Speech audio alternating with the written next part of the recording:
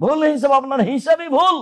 মোহাম্মদ সাল্লাল্লাহু আলাইহি সাল্লাম নূরের তৈরি নন, মোহাম্মদ সাল্লাল্লাহু আলাইহি সাল্লাম মাটির তৈরি।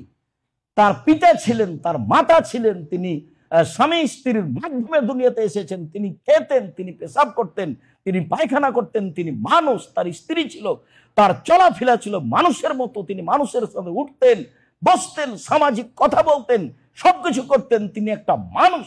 আপনার আমার মধ্যে পার্থক্য, নবী সম্মানী পার্থক্য। নবী জিবরাইল তার কাছে আসেন, আমার কাছে আসেন না। আর আয়েশা রাদিয়াল্লাহু তাআলা আনহা বলছেন, জালা নবী বলছেন, আয়েশা তোমাকে জিবরাইল সালাম দিল। আয়েশা বলছেন, ঠিক আছে, আপনাকেও সালাম, জিবরাইলকেও সালাম। আপনি তো জিবরাইলকে দেখতে পান না, আমি তো দেখতে পাই না।